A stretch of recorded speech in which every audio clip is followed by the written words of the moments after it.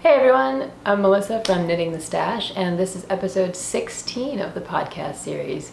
Welcome back to anyone coming back to check out this episode, and welcome to anyone new. It's nice that you're here to check out the podcast. It's basically a podcast about knitting and spinning, and I do a lot of DIY, and I've been trying to learn a lot of new techniques. So every year I'll have a to-learn list. And this year on my to-learn list are things like color work and top-down sweaters. And so as I'm working through those things, I like to share them with you on the podcast and through some how-to videos on the rest of the YouTube channel. You can find me just about everywhere as Knitting the Stash, on Ravelry, obviously on YouTube, on Instagram, and on the blog, which is knittingthestash.wordpress.com. Come on over there. We have some nice chatter going on. There's always a 4-ounce challenge going on to try to help you clear down your stash a little bit. There's some great folks participating over there. And today's episode is sponsored by Ranching Tradition Fiber. And Ranching Tradition Fiber is, I'll show you this adorable business card. See if it'll focus. Will it focus? Ranching Tradition Fiber is owned by Cami Noise. And she is sponsoring a giveaway on the podcast today, and I did a blog feature on her last weekend, so go over, read the blog if you're interested in learning more about her, and I'm going to talk about the giveaway toward the end of the podcast. It's some really awesome raw wool sample packs, and I'll talk about it later because it's really cool. As you will notice, for those of you who are coming back, I am back in the dining/loom room. It's very, very hot outside, not exactly knitwear weather, and that's okay because the air conditioning is good inside, at least on the lower floor here. So yeah, it's so hot in Illinois. In the summers it's like, I'm in central Illinois, and in the summers it's like 90 to 100 degrees and like 100% humidity all the time. So air conditioning is one of those musts, and it's, for us, it's gotten pretty hot pretty early, so it's just now June and we're spending the afternoons inside. So okay, so in the show today I have I'm going to talk a little bit about Ganseys, the giveaway, and girlfriends, and I have some, of course, some FOs and some whips to show you, some knitting things. I've been working on some new techniques and I'm excited to share those. So first off, you might notice I'm wearing my funky camp Crystal Lake t-shirt. Thank you to Megan Morrell of Old Crow Art Yarns for this. This came in the Fright box for May, along with some Jason themed yarn, which was pretty awesome. So I thought I'd give a little shout out to Megan and Old Crow Art Yarns and sport my awesome t-shirt. Thank you. And I have a first FO to show you, which is my finished Ganseys socks. Woohoo! You may have seen on the blog I posted a bunch. We had a little photo shoot this last week when it was kind of nice outside to try to capture all the FOs that have been finished. So these are the Ganseys socks, and I talked about them in an earlier podcast. And they are a general hog buffer pattern. I love that name, right? I mean, if you're going to design knitwear, you might as well be named General Hog Buffer. They're really neat textured socks, and you can see, I'll put one of them down. I've showed them before here. They have just a kind of basic ribbed cuff, and then they have these really interesting motifs that run throughout the sock. And the heel of the sock, which you can kind of see here, it is a heel flap and gusset sock, but it's done in pattern in this really interesting way, so that your gusset decreases end up here in a line as opposed to either here or here. And so it's a really interesting way to construct a sock. I just went down and did my regular toe with Kitchener clothes for these. And I love these socks for a couple different reasons. One is I love textured knitting. That's one of the things that I've truly discovered this year in working on some color work techniques, is that color work's okay, but I love lace and cables, and so socks like these are kind of perfect. And they're really fun to knit because instead of a kind of vanilla sock where you're just like forever working the leg and forever working the foot, you have a lot of really interesting things going on, and it changes, the pattern changes as you go. The other really cool thing about these is that the yarn is from Knitting in France, And Boga sponsored the podcast and did a giveaway maybe a month or so ago. And she has some amazing yarn. A lot of you went over to her shop and checked out her stuff. The texture of the yarn and the hand of it is really excellent. As you can see, the stitches, if you're doing textured stitches, her yarn is incredible for that. So awesome Knitting in France yarn, number 2. And the third thing that's really neat about these socks is that, and General Hog Buffer talks about this in the pattern notes, a lot of the motifs that are used in the socks, so I'm trying to remember what they're all called now. This is like rig and furrow, this thing here, and then what's this called? An arrow stitch, something like that. I really can't remember. But each of these motifs are all Gansey motifs, or motifs that would appear in Gansey sweaters. And I've been looking into Ganseys for a bunch of reasons, but I've been looking into like knit history and things like that. And so I picked up this book, which is by Stella Rue, the Dutch Traditional Ganseys. And the cool thing about this book is that she goes to a bunch of the villages where Ganseys have been discovered and are in museums or in private collections, but haven't yet really been cataloged. So the history of the Gansey is in here, at least a kind of novel, new, alternate history of the Ganseys in here. And she comes up with some surprising findings about Ganseys, along with all of these excellent photographs that she found in the collection. So this is, since we're talking about Dutch Ganseys, these are all of the kind of seaport towns where these would be worn. And she goes into a bunch of different things about the history of Ganseys. And some of the things that I found most interesting were just some of the practical aspects about Ganseys. And for those of you who already know a lot about Ganseys, you probably know a lot of these things, but just basic things like sweaters, woolens used to be worn as an undergarment or an underlayer. But Ganseys, at least according to Stella Rue, were one of the first sweaters to be worn as outerwear. And she also talks a lot about the different kinds of patterns that are incorporated. So this is, if you can see that on this sweater, that's called the Eye of God on this side. And it's a very subtle knit purl design, but it was used both in machine-made knitted sweaters and in hand-knitted sweaters because it allowed someone who was getting dressed in the dark to be able to feel on their sweater to tell which side was the front from the back.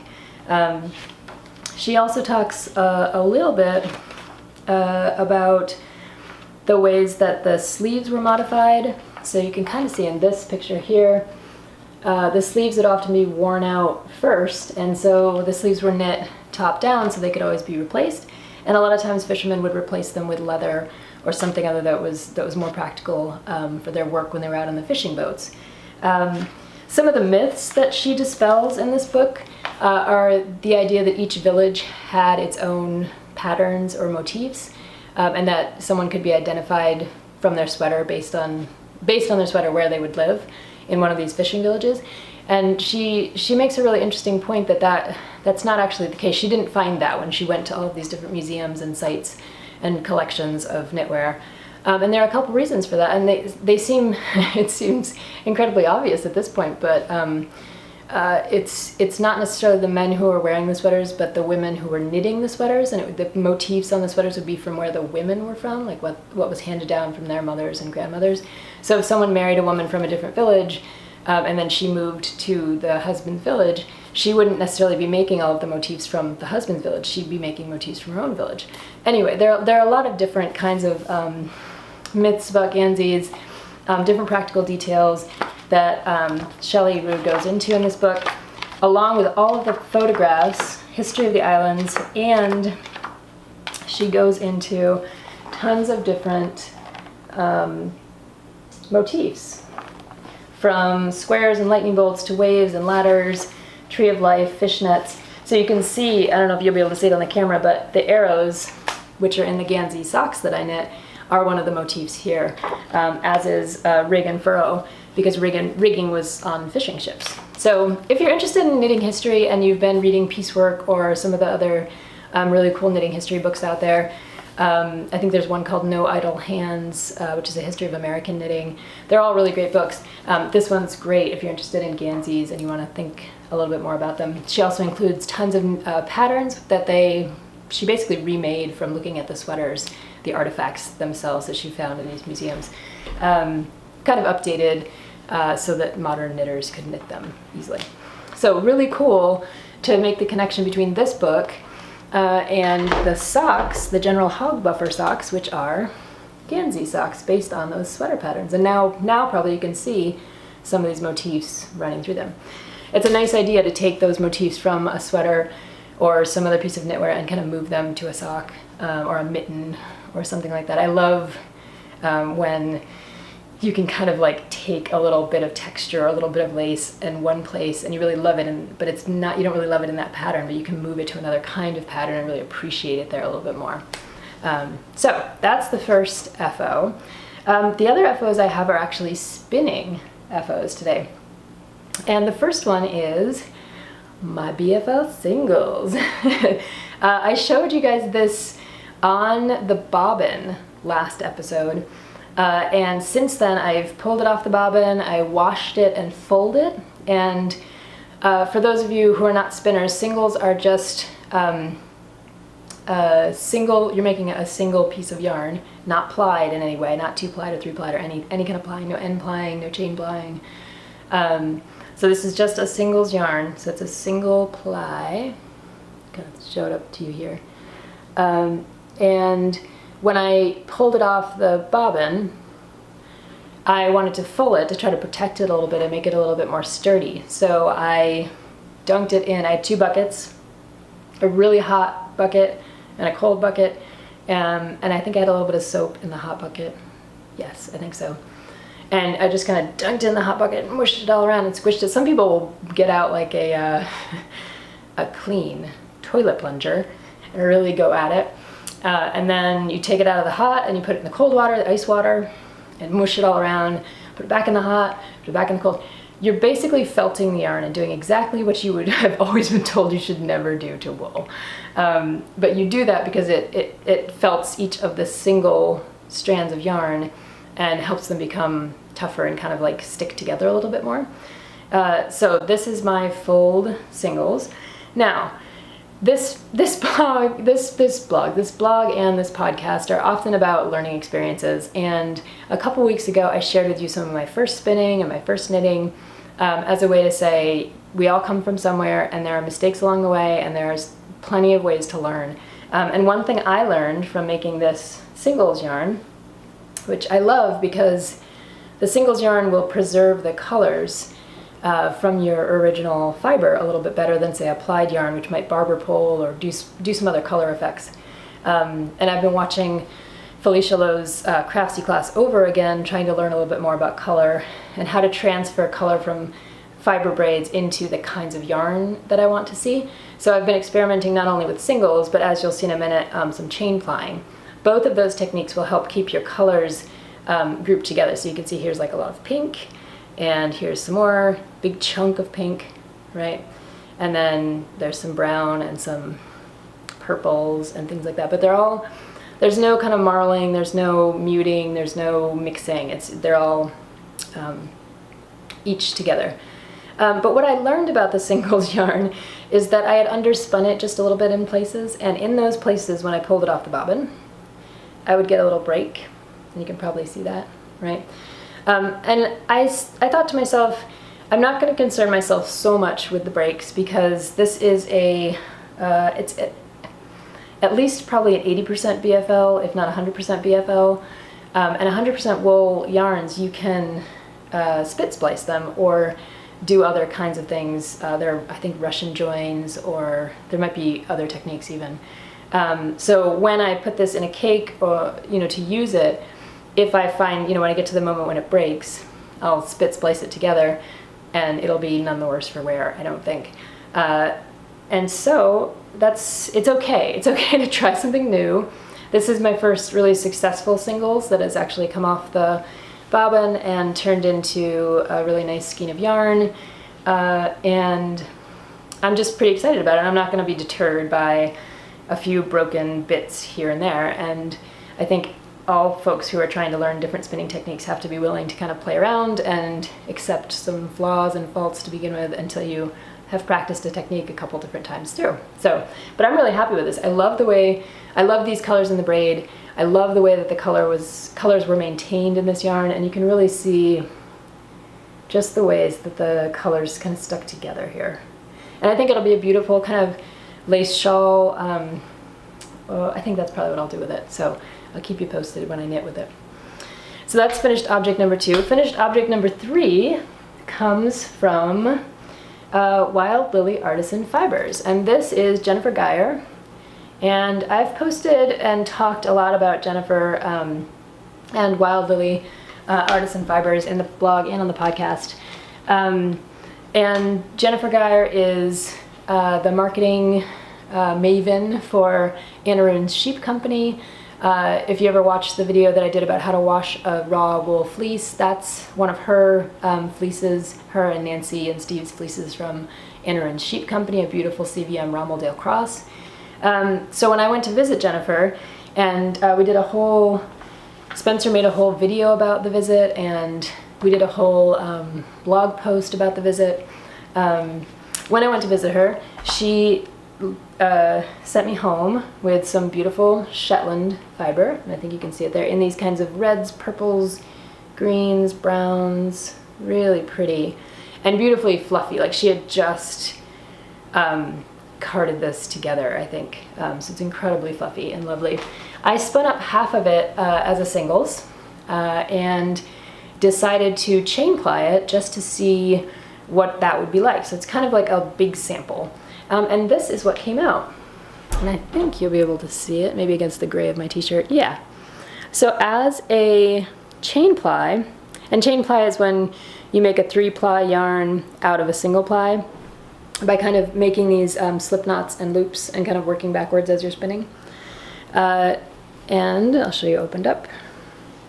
The cool thing about chain plying is that, like singles yarn, you get a lot of the colors to stick together as you're plying it. So you can see the greens kind of stuck together, the reds stuck together, some more greens over here, right? I've always had a little bit of trouble with chain plying because I tend to overply my yarn, or I think I have trouble because I overply my yarn. Different strokes for different folks, and it depends on what you're actually using the yarn for. If you're using it for something that's hard wearing, you would want to spin it or overply it depending on what you're looking for. So that all depends. I shouldn't give a blanket statement about good or bad yarn that I've made.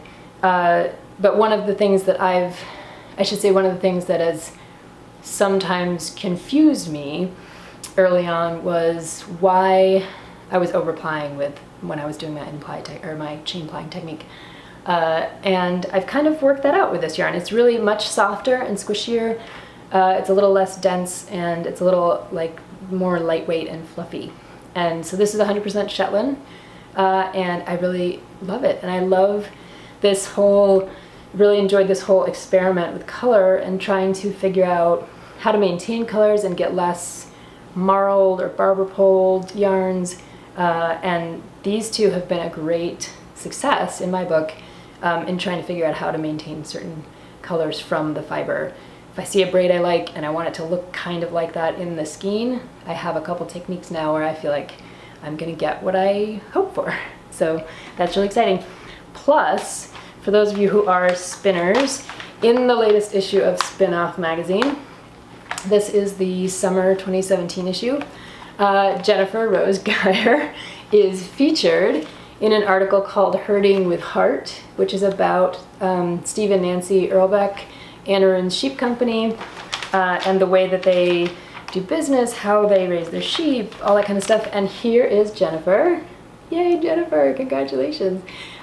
Skirting one of their beautiful fleeces and wearing a beautiful sweater, I might add. I think she posted this on Instagram earlier and talked a little bit about the sweater, but I wish I had more I could say about that because it's a beautiful colorwork sweater. So I was really, by the way, very impressed with this last issue of Spin Off, anyone who's interested in spinning. The articles have gotten longer, more in-depth. I feel like it's less of a advertorial kind of magazine and more of an actual, they're almost trying, following the lead of Ply magazine a little bit more with these extended articles. So if you're in the market for another spinning magazine, Spin Off is it's good. I almost canceled my subscription, and then the last couple issues they've really started to do some more of these in-depth articles, local yarns, focusing on people and people in the community, and focusing on techniques and things like that. And I've really enjoyed reading them cover to cover and just finding so much good information and really fun fiber folk in there. Yeah, so that's FOs and spinning and knitting. And I have one whip for you, which is sitting over here. This is the Ella cardigan by Woodhouse Knits. And I believe last time I podcasted was 2 weeks ago, and I had swatched for this sweater, and I showed you the swatch. Since then, I have been churning away at it. This is a slow one, folks. Especially after whipping out those 2 Alias sweaters that were knit more or less in a kind of DK worsted weight yarn. Those, and mostly stockinette, those flew off the needles. Ella is a little bit more of a slow, meditative kind of piece. It is a top-down cardigan. I'm really into these top-down cardigans. Like I said, on my to-learn list this year was top-down sweaters, so I've been trying to do as many of them from different designers as possible to try to get a sense of how they work. The cool things about this sweater, I'm going to try to show you a bunch of things about it. Since it's a top-down sweater, you begin up at the shoulders and you kind of work some short row shaping here, and you work down the back panel, and then you pick up your stitches and work down the front. It's very traditional kind of top-down sweater I'm learning. But things I love about this sweater are the saddle shoulders, which I think you'll be able to see there. If not, I'll maybe insert a picture. This beautiful cabled design that runs all the way from the neckline, all the way, and it will run all the way down the sleeve, and it gets enhanced in the sleeve by these other 2 cables that come along here. I'm knitting it in, let's see, the Ski Town Sport Polka Dot Sheep. I think the colorway is platinum. I don't usually go for gray, but I really wanted to kind of mimic what Jennifer Wood did in her sample, and especially for the first time around. And I wanted a really neutral color that would show off the lace and cable work, which is basically Jennifer Wood's calling card. And she's the designer for that beautiful shawl, scarf type thing that I knit that has all of the cable and lace work. It's very skinny, kind of long shawl or a pretty scarf. And this pattern is very much in the same vein. Tons of cables, tons of lace panels surrounded by tons of cables, basically. And so these are the front panels, and I think you can see it there. And I've showed you that might be a little better. Okay. So you can see those lace panels in the front. There's very little stockinette. There's a little stockinette here, and just in the back, and even under the arm. Once you work on your armhole, you start that saddle, that same cable pattern underneath the arm again. I need to keep her decent. This is it's like a very weird, Spencer calls this the rodeo stage of the sweater. So it's like, I'm trying to, button her up a little bit here. Let me show you the back. The back is where it's all happening. This is a massive cable and lace panel that's going down, and it almost looks like vertebrae. I don't know if you can see that, because this part falls directly down your spine, and it's a lace pattern with open work, yarn overs, and slip knit, and knitting, knit 2 together decreases and bobbles, and then this is surrounded by cables on either side. And the back panel doesn't exactly mirror the front panel, but they have elements in common, so it's a nice kind of echoing effect. For me, one of the things I've talked about on this podcast before is the fact that I have really wide shoulders, and it's often hard to find patterns that will actually work for me. I was super excited that Megan's t-shirt totally fit my shoulders. But one nice thing about both Alias and this Woodhouse Knits pattern is that they were designed, it would seem, with kind of broader shoulders in mind. And for me, that's excellent. So when I put this on, it's not kind of scrunched up. It's not like my shoulder's over here. It actually sits pretty flush with my actual shoulder. So I appreciate that. And as everyone's always said about top-down sweaters, it's cool because you can try them on as you go. I don't mind doing sweater mats, so I don't mind the bottom-up sweater and trying to figure out where it is that you need to stop or start or whatever it is. But I do enjoy this top-down construction. And I did, once I joined the sleeves, the back and the front, into these underarm panels here, I did try it on because the prospect of doing acres and acres of lace and cables and then having it not fit was just a little bit too much for me. So it fits. I'm excited about it. I think I end up doing something like, and this is the moment where I find a mistake, right? I'm like, oh God, no, I'm just kidding. I end up doing maybe an inch a night. On a good day when I can really focus on it, maybe if I knit all day, I can maybe get 4 inches done. It's a slow knit, and that's okay. It's very meditative, and at this point I've at least taken the sleeves off the roster, so all I'm working is, you know, like a left front across the back to the right front and then back again. So it's working out, and I do love it as a pattern. It's a beautiful pattern. This is Ella pattern, and I will post it in the show notes. Jennifer Wood is running a cowl, which I've gotten involved in. I've never been in a cowl before, but I'm doing it for this one, over on her Ravelry group, and I've posted about that too, but I'll put it in the show notes just in case anyone else is interested in getting involved. Okay, so the last little segment here is just to get you to know a little bit more about the sponsor of our show, which is Ranching Tradition Fibers, and the giveaway. Ranching Tradition Fibers and Cami Noise, I interviewed her a long time ago, right when I had started the blog. I think she might have been one of the first indie farmers that I interviewed, along with Elizabeth Hubbard of Hubbard Handspun. And Cami has always been, I actually got to chat with Cami for that interview. I didn't just send her questions and she responded. We actually chatted for a long time, and then I kind of wrote things up.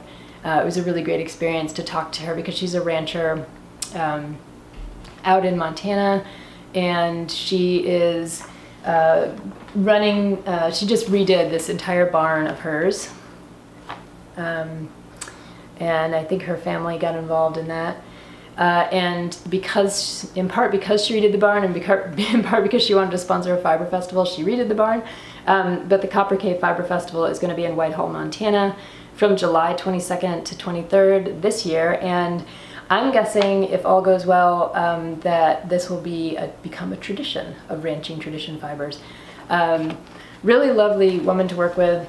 And one of the things that's really cool about Cami is that she not only has her own sheep that she primarily raises Targhee Rambouillet, a finer kind of fiber, but she's also really has some great connections. So she will go out to other wool dealers and farmers in the area and source different kinds of fleece, and she'll make those available on her website. So she's one of the few, I was telling my guildmates, there are very few folks that I trust in terms of like buying raw fleece online, sight unseen, and Cami Noise is one of them. Elizabeth Hubbard is another.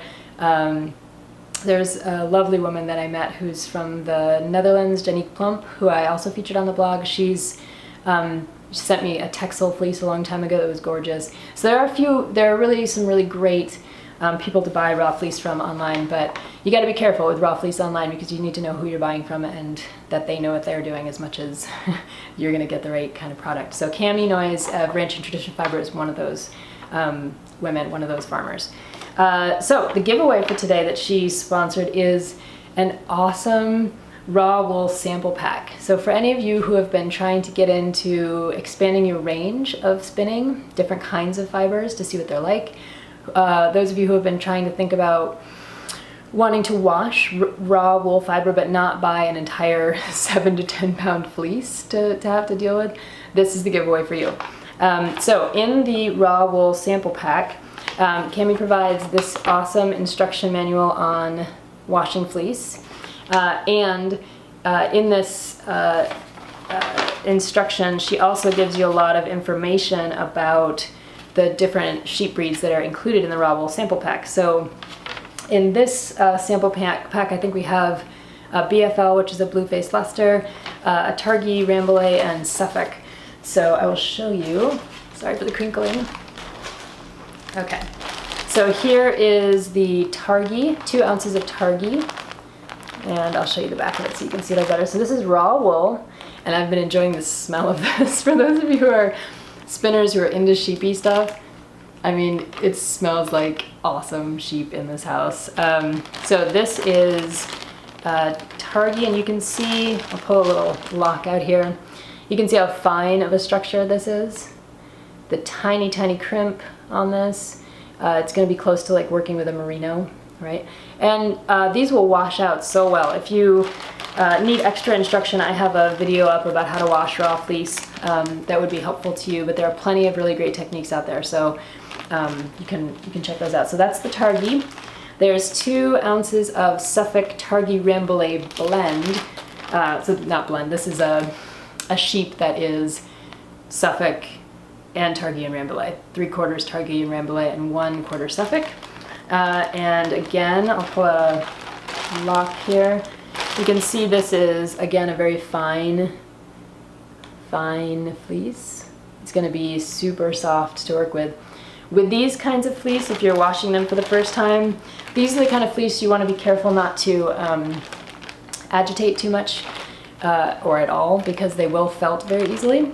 But that's the fun of working with these small 2-ounce packages, is that there's no harm, no foul. You can practice and try it out and see what happens and then refine your technique. You could even just take a few locks of this and practice washing them and see how they come out, and then take a few more locks and practice again and maybe change a little bit and see what works for you. The last fiber in here is a BFL, which is a blue-faced Leicester, and this is 2 ounces of BFL. And I'll show you one of these locks. BFL is a longer wool sheep, so if those are short wools with a fine fiber crimp, this is BFL, which is a much longer staple length, more wavy crimp to it. Really good sturdy yarn or fiber that will make sturdy yarn for things like socks. That's why a lot of sock yarns are BFL. Oftentimes they don't even blend the BFL with nylon, because it's such a strong, long fiber. And spinning this up is a different kind of process than spinning up the fine fibers. So when you get the sample pack, you not only get to practice washing different fiber, but you get to then, once it's clean, practice spinning up different fiber. So that's really, really cool that Cami is offering these sample packs, and that we get to, that I get to give one away to one of you. I'm so excited about that. And in the package is also Unicorn Power Scour, which is one of the good scouring agents out there if you're washing raw fleece. This stuff's great. I've heard only excellent things about this stuff. I tend to use Blue Dawn when I wash fleece. People have all kinds of different things that they use or for scouring, and the main things are hot water, a good soap, and a careful soak, and you'll be good to go. So whoever wins this sample pack will have a lot of fun. To enter, all you have to do is leave a comment on this video, episode 16, either saying why you're interested in washing some raw wool, or sharing a technique that you use for washing your raw wool. Just leave me a comment here, and I will close the giveaway on June 9th and announce a winner.